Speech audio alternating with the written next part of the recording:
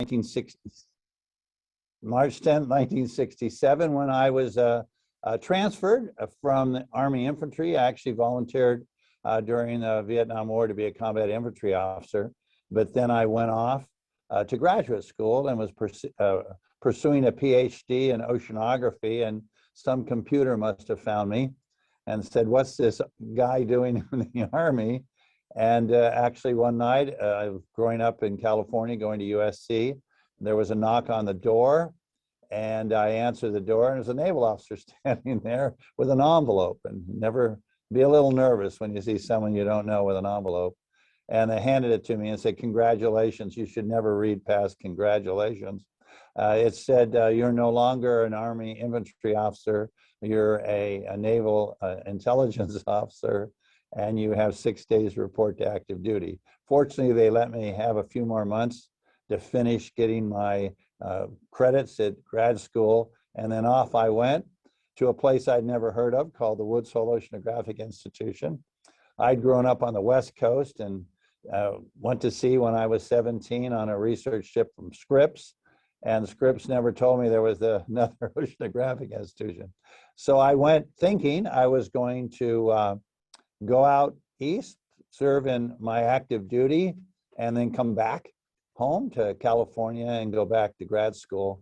But then I was assigned to a deep diving submarine called the Alvin, and that changed my entire life. I got involved in deep submergence, in the development of deep sea diving technology. And so I went, finished my active duty with ONR, went into the reserve, and was hired by the Woods Hole Oceanographic Institution to turn the ONR-sponsored deep submersible Alvin into an academic research platform, which I then did my PhD thesis on, and the rest is history. So I stayed at the Woods Hole Oceanographic Institution for 30 years. I created the deep submergence group because, you know, I spent the first 12, 15 years of my life not only diving in Alvin, but diving in quite a broad cross-section of deep diving vehicle systems, beginning with bathyscaphe, the Trieste-2. Trieste-1 was the one that made the dive into Challenger Deep in January 1960, when I was at Scripps as a student in high school. And I remember seeing the Trieste go off and then make that historic dive to 35,800 feet in the Marianas Trench, where the pressure was 8 tons per square inch. And then I dove in its follow-up bathyscaphe, Trieste-2. I dove in the French bathyscaphe Archimede, and then I began diving in deep diving submersibles. But what I was discovering after doing this for 15 years, that I was actually spending most of my time in the elevator to get down to great depths. The average depth of the ocean is 12,000 feet, 4,000, a little over 4,000 meters, 13,000 feet. And to get down to that average depth, I had to sink in the submarine for 2.5 hours in the morning, and then spend 2.5 hours coming home at night. So my commute to work was 5 hours a day. When I dove in the bathyscaphe Trieste-2 to get 20,000 feet, it took me 6 hours to get to work and 6 hours to get back. So think about it, a job where you spend 12 hours a day in an elevator, you're spending only minutes on the bottom. And so I began to dream of a new technology. In fact, why don't you pull up that artwork that shows our present system? So I began to think about having what I would call an out-of-body experience. Not that one, then the other one. Go to the next one, that one. So this was what I dreamed up and presented to the Office of Naval Research believe it or not, let's see, I wrote my proposal to ONR to build a teleoperated robotic system called the Argo-Jason system in 1989. No, it was in 1980. I went off to Stanford, came back and proposed building this teleoperated robotic system to ONR, which they funded. But it's taken me a long time from 1980 to bring it totally online as you now see it on this illustration. We're now an operational system, but the idea behind it was not to send your body down, but to have an out-of-body experience. Why don't you come on back for a second? We're going to go back to that in a second. But the idea was to use a end effector. This is my one I'm using now. This is Hercules. The earlier one was Jason. But the idea was that I would use a remotely operated vehicle to carry my spirit. And the spirit is indestructible. It can move at the speed of light. So the idea was to have an out-of-body experience. Put an ROV down, a remotely operated vehicle down, and then because there was no humans in it that had to go to bed or eat or whatever, you could leave it down indefinitely. So that's what we're doing. My ship just came in a few minutes ago in Honolulu. It's right over my shoulder. It came in yesterday. We've been at sea for a month, and we spent most of that time underwater. So the beauty of it is, and let's go back to that next, earlier, that one. So the idea was to put down a remotely operated vehicle system that could stay down indefinitely, and it's a dual vehicle system. You have Hercules, which is the remotely operated vehicle, but then you have a companion vehicle hooked to it called Argus, and the idea was that Argus was sort of the eye in the sky, and it also decoupled ship motions down the cable so that the Hercules didn't realize that it was on a leash. It was sort of walking the dog, and the idea was to make sure that Hercules' leash never came up short, and you were constantly trying to anticipate in your command center what the vehicle was going to do next to make sure the ship was ahead of it. And then you stayed down indefinitely. Let's come back. I want to show them. So over this is my command center. Maybe you can zoom in on that, Bruce. So this is the command center on the Nautilus right now. And again, it's a row of operators. We have pilot, co-pilot, navigator. We run 24/7 watches, 4 on, 8 off watches, just like the military. And the idea is that behind them is the scientist looking over their shoulder. And now let's go back to that illustration again. So the idea is we have a major contract with our government to do actually the second Lewis and Clark expedition. Most people don't realize that 52% of the United States lies beneath the sea, and we have better maps of Mars than 52% of our own planet. And so we've been commissioned by NOAA's Office of Ocean Exploration to spend the next 10 years mapping and characterizing America's EEZ. That's the exclusive economic zone that stretches out 200 miles around all American territory. So the ship that just returned, it was in an area called Johnson Atoll, looking actually for rare earth deposits within our own exclusive economic zone. But when you're in an exploratory mode, you have no idea what you're going to find.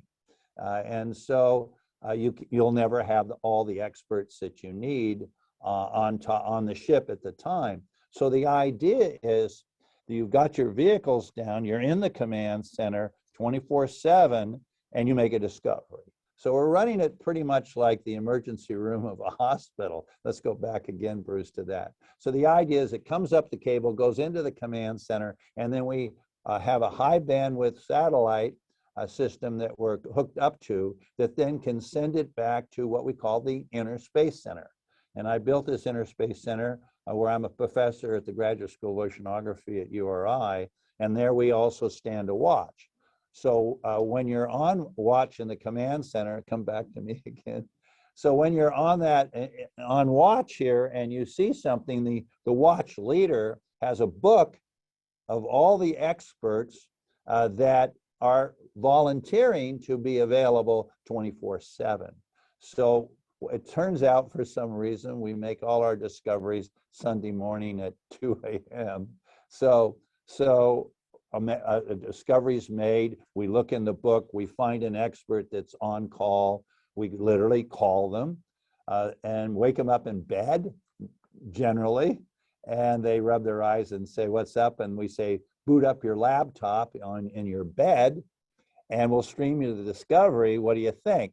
And 90% of the time they jump out of bed, and they have to be on watch. You have to have what I'm in now. This is a remote command center.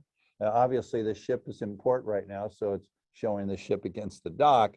But when we're up and running, this is identical to what's on the ship. And so we get out of bed, we run to our command center, which is on Internet 2, level 3, which is at all major universities and research facilities. And we're calling our team and mobilizing our team to come and take over the ship. And so they give us the ship for a day or so to prosecute the discovery, determine if it's important to have a follow-up, and then the ship goes back to exploring. So that's what we've been doing since I got the Nautilus in 2009. We've got it where it's, you can follow us, go to nautiluslive.org. We'll be sailing in just a couple of days. We're using a newer technology I'll talk about in a second on the next cruise, but you can look at past expeditions, you can ask questions, etc.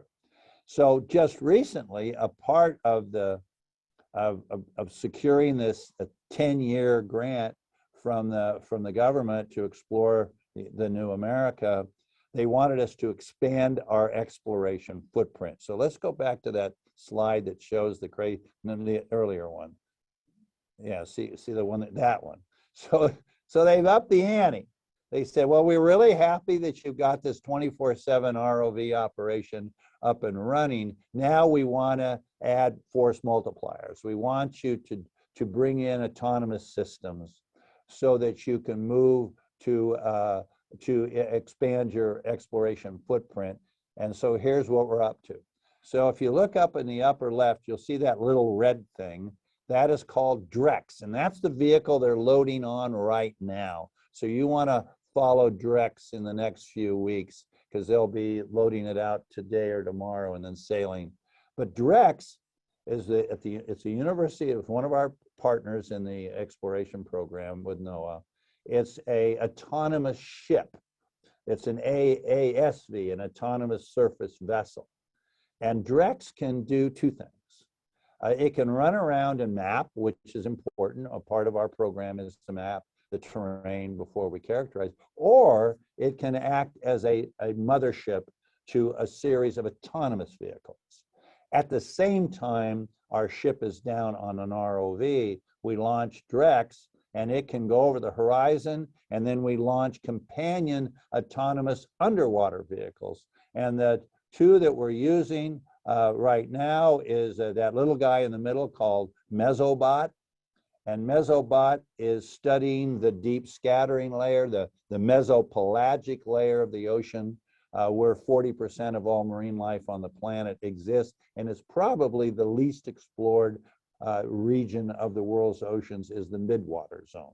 So we put Mesobot in, it goes down and can explore that territory. Then we can launch a variety of autonomous underwater vehicles. The one we'll be using mostly in the future is called Sentry. And Sentry is an autonomous vehicle that can go and run search patterns. So it goes off and goes hunting. And you can then add more of them and get into the swarming technology, where you have a pack of dogs, roughly. So you put the wolves down and you say, go hunting. And when you find something, come and tell me. And they can then either tell our Hercules directly, go over to it and say, I just found something. Or it can use, if it's over the horizon, it can talk to Drex, which then talks to us through microwave to the ship, up on the satellite, to teams that then design a mission. And then we tell the pack of wolves to prosecute a mission. And all of that is happening at the same time. So come back here. So that is really in a very quickly what we're up to. We're continuing to move with an ultimate goal of total autonomy. Humans, if you freeze frames the population of the world right now, it's standing on less than 80 some percent, 90% of the human population is standing on 10% of the planet. And so the reason is we're not fish, okay? So 72% of the ocean is water. We're not living out there, and we never will, in my estimation. We can talk about that in the Q&A. We're land animals. And so there's 28% of the planet that's land, but 40% of that's uninhabitable because it's either deserts or it's polar regions. So we're really confined through the evolution of the human body to a very small piece of the planet. So we want to develop end effectors, fundamentally autonomous systems that we're connected to by satellite or by whatever way we want to connect to them, to be our surrogates for exploration. And we're moving towards ships where there's no one on the ship. And the Ocean Infinity Group, if you want to go online, look at their Armada ships that are coming online. In fact, fleets of ships. DARPA has built, as you know, an autonomous sea hunter for ASW against enemy submarines. So we're all moving towards this total autonomy, where the operator's in the loop. I mean, we'll never get rid of the operator. I don't think we'll ever get technologies as creative and reactive as the human mind is, particularly when you have a lot of us in the game. But we're not going to physically be there. And at 80, that's sort of getting nicer and nicer. I think I have one of these command centers at my home, and I sort of like that. And call me when something happens. We're not making discoveries every few seconds. I still enjoy going to sea. I enjoy riding horses, but I don't ride a horse to work. So I think you're going to see the development of robotic systems, teleoperated systems, just continuing to be the way to go. So if you want a job in the future, go down that road. All right, well, let's now see, what do we got? Let's look at some of what's your favorite part of an expedition? The moment of discovery. That never gets old. I've been going to sea for, well, a long time. I started at 17, I'm 80, so a while. I've conducted 170 expeditions. I've made amazing discoveries through my life. Most importantly was not the Titanic or the Bismarck, was the discovery of hydrothermal vents that rewrote our biology book, the discovery of black smokers that rewrote our chemistry book. I was a student during the theory of plate tectonics that turned it into law with Project Famous. During my academic years, which I'm still in academia, although I have major military programs with the Office of Naval Research through the MITRE Corporation, which are classified, obviously not to be discussed. But I really just love throwing away the textbook. See, I'm dyslexic, and this isn't important for you guys to know. Dyslexia is not something you don't want, it's a gift. And if you want to understand it, get my autobiography. I just published it with National Geographic called Into the Deep. Get it in audio if you're dyslexic, and listen to it. Or look at the movie that they made on, if you get cable TV, Apple TV, go to Disney Plus, and on Disney Plus, the National Geographic did a television show on my life. They just released it, called Bob Ballard, The Life of an Explorer. And it really discusses my initial struggles through the educational system being dyslexic, because the rules of education are written by non-dyslexics, so the deck is stacked against us. So I've always been out of the box person.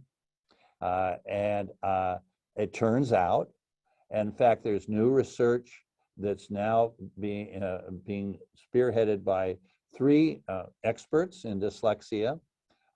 Brock and Fernetti Eide, wrote a seminal book called The Dyslexic Advantage. And never in my life has I've seen dyslexia and advantage next to one another. You want to get this book.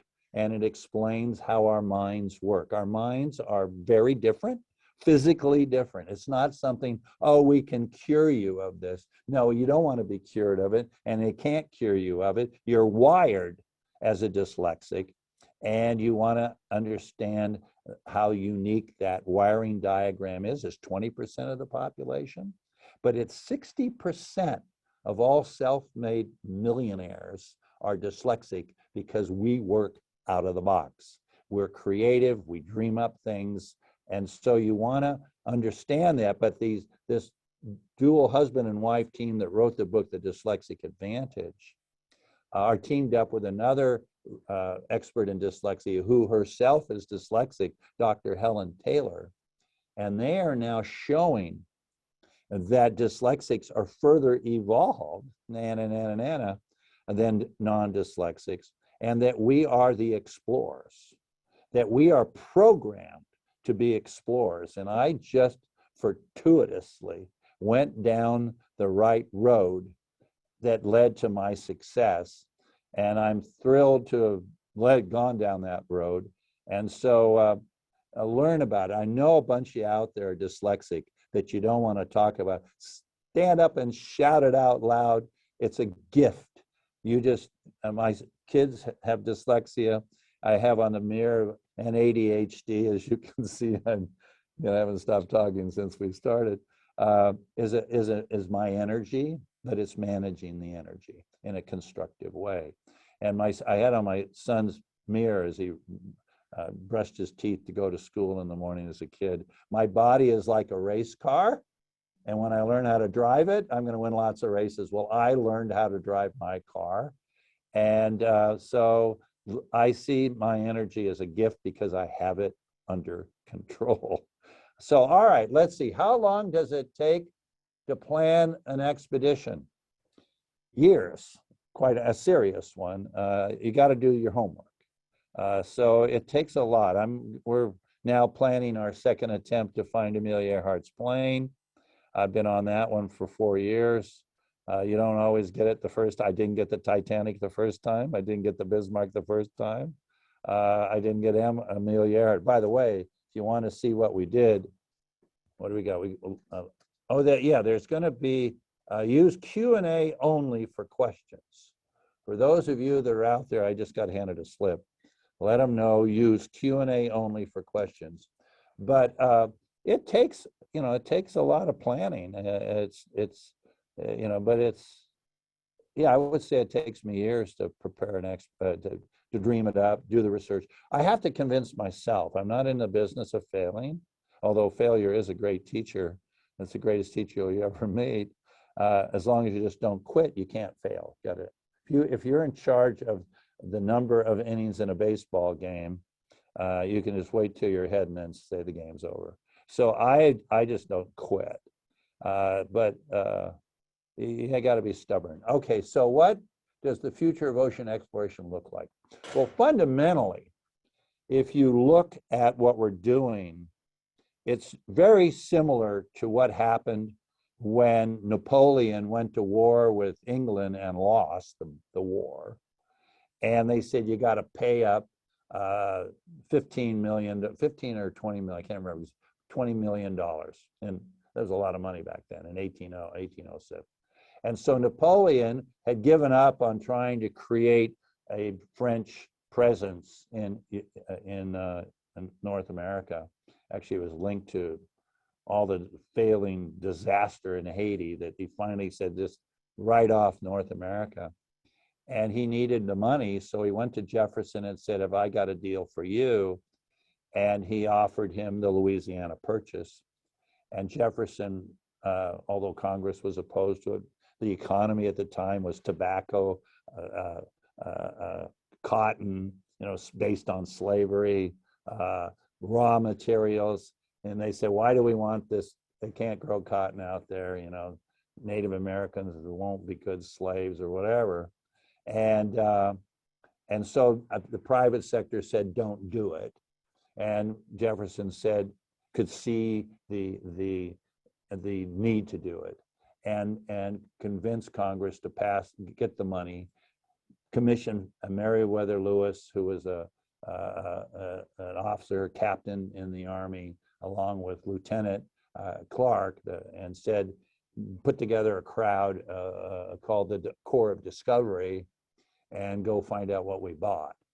Now, if you look at the team that went out, it was one woman, one African American. I mean, it was not reflective of our society, and certainly not even then or now.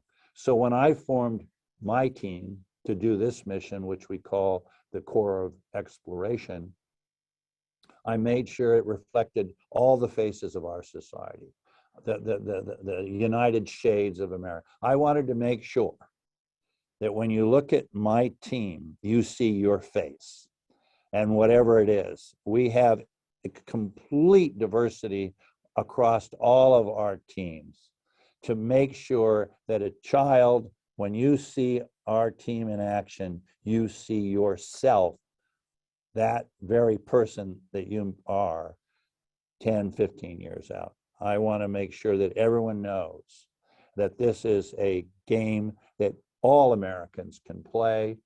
And we right now, for example, when it comes to women, we're 65% women. So we've cracked that barrier, but it's getting people of color and diversity involved. And particularly in the area, for me, in dyslexia. If you look at dyslexia and you look at the famous people that are dyslexic, Ted Turner, Richard Branson, Steven Spielberg, Charles Schwab, Albert Einstein, Leonardo da Vinci, all white guys. If you look at the high school dropout rate in American schools, 60% of the kids dropping out of school are people of color with dyslexia. So I'm focused on that group. It's also the largest component of the prison population. So this is not right. We need to right this wrong, and we need to do early detection of kids with dyslexia and show them that there is a great future for them. And that's what I'm doing. I'm committing the rest of my life to making sure that kids with dyslexia don't get into trouble, don't drop out of school. And so that's one of my new missions in life. And I want to have everyone in our country in the game, because we're only 4.5% of the global population. We need every American in full stride. And I not only like STEM, I like STEAM. I like to bring the arts, because dyslexics are visual creatures. We're much more into seeing through the arts than we are through reading. So that's another big thing that's important to me. Another question up there says, what do you consider to be your greatest discovery? It was the discovery of hydrothermal vents in 1977. Prior to discovering hydrothermal vents, which are underwater hot springs along the mid-ocean ridge. So if you do a little homework on the greatest mountain range on our planet, is called the mid-ocean ridge. It runs around the earth like a seam in a baseball, and it's where the earth creates its outer crust through a series of tens of thousands of active volcanoes. This is where the earth is bleeding, it's molten blood. See, I think of earth as a creature. It's called the concept of Gaia, G-A-I-A, and James Lovelock, Lovejoy was a dyslexic who came up with the theory, so you got to learn about him. He just passed away, unfortunately. But he came up with the idea that Earth is a creature living symbiotically and codependent on all life on our planet. So it's a synergistic relationship between the Mother Earth and the life on Mother Earth. But there's one species that's gone off the reservation, and that's the human species. And we are under attack right now. COVID, I'm convinced, is the planet and its life attempting to get rid of us. We now are a threat to our planet. And unless we come to grips and get back on the reservation and begin to live in a more synergistic and symbiotic relationship with our planet, we're going to lose. We're not going to win this battle. So don't think we're going to win. if we don't change our ways. But this whole concept of life on our planet, when we were going through school and are taking my biology class, they said, well, all life on our planet is due to photosynthesis, due to the energy coming off the sun, the nuclear energy, so to speak, the photons that are coming off the sun, these bundles of energy moving through the outer space at the speed of light, come into our atmosphere, are captured. That bundle of energy is captured by the chlorophyll of plants, which fix the carbon, and then we move up through the food chain to us. Well, that was what we thought until we found a complete, sophisticated ecosystem living in total darkness. We're in the Galapagos Rift, thanks to ONR. They gave me the camera systems that I developed to find that ecosystem in 1977. And we found creatures, giant clams this big that had human-like blood in them, tube worms that were 13 feet tall that had a pint of human-like blood in them. And when you opened them up, when you opened up these giant clams or you opened up the tube worms, they had no internal organs. Not like a clam you eat in a half shell like I did just days ago on the block. You open up the clam and it looks like beef. It has human blood, like blood. And when you dissect it, there's no internal organs. It has another organ creature inside of it that we now call an extremophile, a bacterium, an ancient bacterium that had figured out over eons of time how to replicate the process of photosynthesis in the dark, called chemosynthesis, not living off the energy of the sun, but living off the energy of the planet itself, which completely blew open the potential of life throughout the universe. I'm convinced there's life throughout the universe, and we're even now focusing on two moons, a Jovian moon of Io and a moon of Saturn called Enceladus, that have oceans bigger than ours. Look that up. Their oceans are 60 miles deep, ours are 7, and they have ice canopy, but the ice is moving, it's dynamic, and we believe we're going to find life in those oceans of our own solar system. I hope we get over it. Go down there, find it. It's not going to be Los Angeles down there. It's not going to be sophisticated. It's not going to have a lot of intelligent life. It'll have life, but we're stuck. There's no plan B for the human race. We're not going to leave our solar system. Look at the math.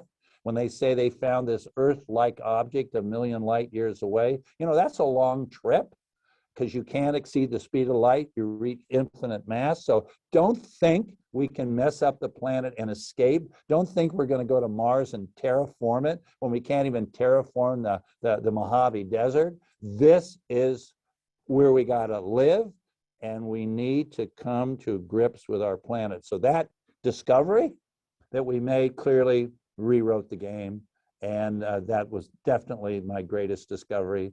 I remember when, if you read the book I wrote, my mom called me after I found the Titanic, and she said, "Too bad you found that rusty old boat." And she knew the importance of my earlier discoveries. Okay, so what do we got here? Where do you want to explore next or again? I want to boldly go where no one has gone on planet Earth. And I want, if you look at the topography, look at Bruce Heason's map that was sponsored by the Office of Naval Research, along with Marie Tharp. Look at the topography. Go Google Bruce Heason, Marie Tharp's map of the world's oceans and look at it. And I asked kids in middle school, what's crazy about what you're looking at? Forget the continents, look at the ocean. Well, you look at the Atlantic and it's very symmetrical, mid-Atlantic ridge, opened in the Mesozoic, creating the North Atlantic, then the South Atlantic. And then you have this very symmetrical ridge running down the mid-Atlantic ridge in the mid. And it's very, very systematic, makes a lot of sense. You look at the Indian Ocean, very similar kind of topography. It doesn't look crazy. Then you look at the southeastern part of the Pacific, around the East Pacific, right? Looks pretty safe. But then you look at the Central Pacific and it looks like chaos. it looks like madness. And it was created during an amazing period of time in Earth history. You got to do your homework on, called the mid-Cretaceous superbloom. Earth went nuts 115 million years ago and made tens of thousands of volcanoes. It's just crazy. And that is, you want to go where it's crazy. And so I want to go where we haven't figured it out. And that's where the ship was just, and that's where I'll be. I'm exploring that part of America where we're finding rare earth deposits that were deposited after this great mid-Cretaceous superbloom. Could go on for hours about that one, but clearly where I'm going is where I want to be, with a little side trip to try to find Amelia's plane in the same neck of the woods. How much waste do we find in the bodies of the water? You know, it's really interesting. They're now recommending you don't buy sea salt, because if you take today's salt water and you evaporate it to make salt, it's full of micro plastics. So you don't want to put that in your body. You want to buy salt from Louisiana that was made 110 million years ago. So yes, there was just a research paper about the bonefish in Florida that had all the pharmaceuticals in their body that were urinating out of our body, entering this ecosystem. So yeah, there's a lot of things that are going to come home to roost. And I think some of the issues of the human activities and that we're experiencing are the plastics and the chemicals that came out of when we entered that world in World War II, no longer using Teflon. Well, what about if you ate, on the list goes. So yes, the ocean is really being turned into a terrible body of water, and we need to really understand what we're putting into it, and we need to understand what we're putting in our body as well. Okay, so who was your most influential mentor? My mom.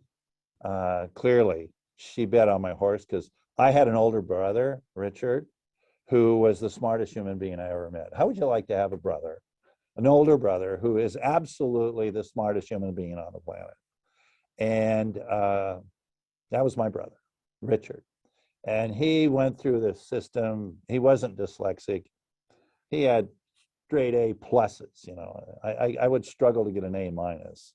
And the difference between an A minus and an A plus is, And he went off to Berkeley, full scholarship, undergraduate, Phi Beta Kappa, particle physics, went on with Edmund Teller and got a PhD, and brilliant. Unfortunately, he had Crohn's disease, which took his life early.